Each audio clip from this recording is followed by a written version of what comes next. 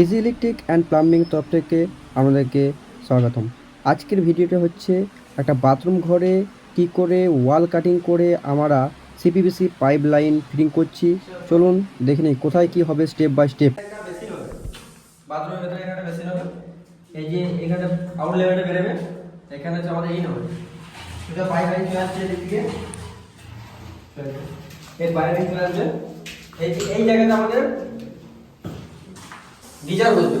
গিজারের লাইনটা এই দিক থেকে গরম জলের লাইনটা চলে আসবে, ডবল লাইন আসবে, একটা সিঙ্গেল মানে ঠান্ডা জলে একটা গরম জলে চলে এসে গরম জলের এখানে একটা বিগ কক হবে, আর ঠান্ডা জলের এখানে একটা কল হবে, মানে দুটো কল হবে। এখানে স্টক কক বসবে, উপরে শাওয়ার পয়েন্ট, আওয়াজ চলে আসবে ইলেকট্রিক দিয়ে কাটি করে।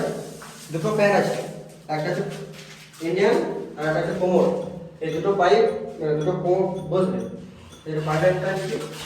এইখানে আমাদের সকেট ইন্ডিয়ানের জন্য, এখানে সিস্টেম বক্স আবার চলে আসছে।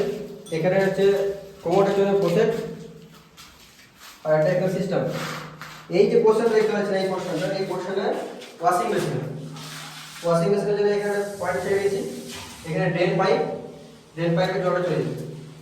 এদিক থেকে আরেকটা চলে আসবে লাইন, ওই জায়গাতে আমাদের বেসিন হবে, মানে স্ট্যান্ড বেসিন। তার জন্য এখানে আউটলেট করা আছে, ওদের থেকে কাটিং করে আমাদের এখানে আউটলেট করবে। এবার কোথায় কী হবে সেটা কাটিং করে আমরা কোথায় কী হবে কাটিং করে স্টেপ বাই স্টেপ আমরা দেখাচ্ছি। কিন্তু চলুন আমরা কাটিং করব।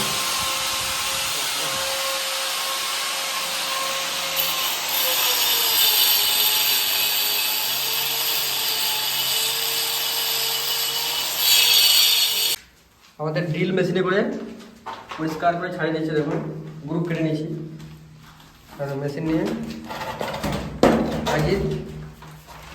কাটবে, দেখুন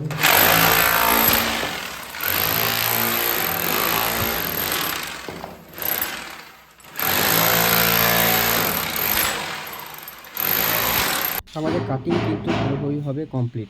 এবার দেখুন পাইপ লাইনটা কীভাবে সেটিং করেছি আমরা, কত সুন্দরভাবে, যেমন আমাদেরকে বলেছিলাম প্রথমে, যে এখানে আমাদের কল হবে, এখানে বেসিন হবে, এখানে শাওয়ার, এখানে কোমোটের লাইন, ওয়াশিং মেশিনের লাইন, স্টেপ বাই স্টেপ আপনাকে সেটাই ভিডিওটা দেখাচ্ছি। দেখুন এবার দেখলেন এই যে লাইনটা দেখতে পাচ্ছেন যাচ্ছে, এদিকে হচ্ছে আমাদের ইন্ডিয়ান কোমোট ও পাশাপাশি আছে ইন্ডিয়ান ও কোমোট আছে দুটোই।